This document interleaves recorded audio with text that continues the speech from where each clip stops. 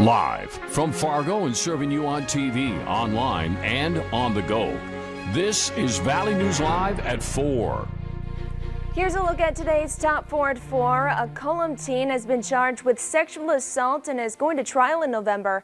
Zachary Richardson is charged with 1 count of felony gross sexual imposition after allegedly molesting a child. Court documents say Richardson told his therapist that he would sexually offend young children if given the chance. Richardson denies any sexual abuse and has not pled guilty. The trial will start in November 17th. And a man is in jail after taking police on a wild chase down Highway 10. The Clay County Sheriff says it started around 9 p.m. yesterday near Glendon. Deputies pulled over the driver, but when they were talking to him on the side of the road, he hit the gas and took off. The chase ended in Hawley after police used pit sticks in a pit maneuver. James Helps was arrested and now faces multiple charges. And Minnesota's Attorney General is expanding a program that helps some criminals clear their records and improve their lives. People who have finished sentences often have trouble qualifying for jobs and housing due to their record. At first, it was only available in 2 Minnesota counties, but now it covers the entire state. And Governor Doug Burgum is speaking right now. He and the North Dakota Department of Health are holding a briefing to give an update on the COVID-19 pandemic in the state. We'll have coverage of the briefing on our evening newscast and on our website. That's valleynewslive.com. That's a quick look at today's top 4 at 4. Now let's check in with Chief Meteorologist Hutch Johnson with a first look at our weather. Hey, Hutch. Hey, brisk outside as we take a look at that Valley Skycam. We do see some blue skies out there. Clearing skies and clouds, well, they play a big role in just how low temperatures are going to go, but the trend is for calming winds and clearing skies tonight. That is why we have issued a first alert weather day for the overnight tonight into your Friday morning, where we will have some very cold temperatures. Now, there is a little bit of a clearing trend showing up from Winnipeg into parts of the Southern Valley right now. Otherwise, we do have a few passing clouds through the area. Temperatures are already chilly where you see the blues 30s.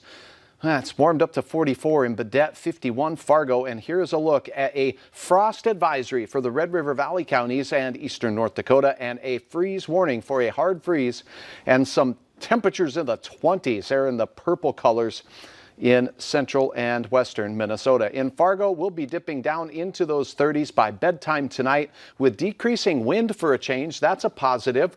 Coming up, we'll have details on how low that thermometer dips overnight, and we'll talk about that weekend ahead as we try to warm back up. It's going to take a bit of time, but we'll have all of those details here shortly. Thanks so much, Hutch. We look forward to it. And in Minnesota, the Department of Health is reporting 1,066 new confirmed cases of COVID-19, along with 13 new deaths linked to the illness. In North Dakota, there are 373 new cases, along with 9 more deaths in the state. The death toll now sits at 256. And there was a moose on the loose in Fargo today. A couple of our viewers spotted it running around town, and some people got a close encounter with that creature. Take a look at this. In between 2 houses, something caught my eye, and I turned around and I saw a moose. It was just running right at me. Kind of screamed a little bit, and it stopped, and it kind of went the other way. We'll have more on the city's most famous visitor tonight on Valley News Live at 5. And a Fargo man is facing assault charges after he beat a woman over the head with an airsoft gun. Court documents say police were called to a clinic to investigate an assault earlier this week. A woman told them that James Murphy kicked in her front door demanding money. He grabbed an airsoft gun from inside the apartment and hit her over the head with it twice. Murphy is charged with 2 felony counts of aggravated assault with a dangerous weapon and 1 felony count of criminal trespass. And the teenage victim of a Twin Cities carjacking that led officers across the state is speaking out about the terrifying incident. WCCO's Reg Chapman has her story. It all happened so fast. She lived through the biggest scare of her life, and she is only 14 years old. The teenager was with her mom and younger sisters when they decided to stop at their favorite St. Paul restaurant Monday afternoon. She went inside and she parked right in front of the place. Her mother told her to lock the doors, but her sister started crying. When she turned her focus for just a second, the unthinkable happened. I was about to lock the door, and then he comes out of nowhere. And like he opens the door right away and he points the gun and he's like, get out of the car. And like, get the babies, get the babies. And I was like, okay. She made it inside the restaurant with her 3-year-old and 8-month-old sisters. The gun-toting man got in the car and took off. We called 911, but 911 wasn't working, like, for some reason. It was just like, so my mom went down the street where the crime was happening, and they had told her that the guy had committed a crime, that he pointed a gun at one of the police officers and that he fought off the other one. That's when the family learned they were carjacked by the man who had confronted St. Paul officers with a gun and exchanged gunfire with them 2 blocks away. When I heard that he like tried to shoot a cop, like I thank God, because he was obviously, that day he wasn't afraid to use the gun, obviously. The hunt for the man continued for more than 24 hours and made its way to St. Cloud. He was found sitting in a car at a gas station Tuesday night. Officers from several agencies used an armored car to block him in. Police say he got out of the car with a gun. Multiple officers fired. He died at the scene. This teen says she is sad he had to lose his life, but I'm really thankful that he let me grab both of my sisters, honestly. Reg Chapman, WCCO 4 News. And you may see Moorhead police officers with pink badges in the near future. Officers bought the badges to wear through October and have donated to the Breast Cancer Foundation. The program aims to inspire and give hope to those affected by breast cancer. If you want one for yourself, you can buy your own badge for $10. Full details can be found on our VNL News app.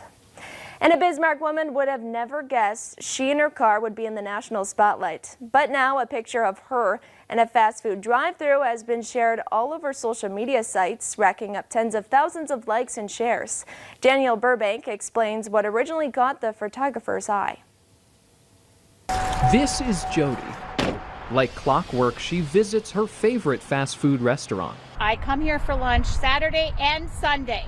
And they know her by name. Hello, thank you, Ethan. Her dream was to own a piece of the restaurant chain, so she started a collection. I have collector's items all over the place, cookie jars, Little Tikes, McDonald's, everything. After adding an employee uniform to that list, Jody also personalized her license plate after a fast food character from the 80s. Across town, Amanda Dvorak, who's been working from home since March, wanted a break. I need to get out of the house, see some different things besides the walls in my house. So she took a trip to her favorite fast food restaurant. I pulled up in the drive-thru, and in front of me was this car. I looked at the license plate, and it said Hamburglar. Amanda says she posted the picture to social media, and the next day, the messages started rolling in. A friend messaged my husband, like, hey, isn't this Amanda's picture on Tosh.0? And he's like, yeah? And we're like, oh my gosh, this is hilarious. Jody and Amanda are both happy the license plate created a friendship and hundreds of thousands of smiles across the country. How cool is that? Jody and Amanda still haven't met yet, but Amanda's husband joked that they should take a McDonald's-themed road trip. And President Trump and Vice President Joe Biden are back on the campaign trail after a controversial and contentious debate. How the campaigns are moving forward in the race to the White House is next on Valley News Live at 4. Not as windy on this Thursday afternoon as we saw yesterday, but the temperatures are on their way down. How low will they go? The details are straight ahead.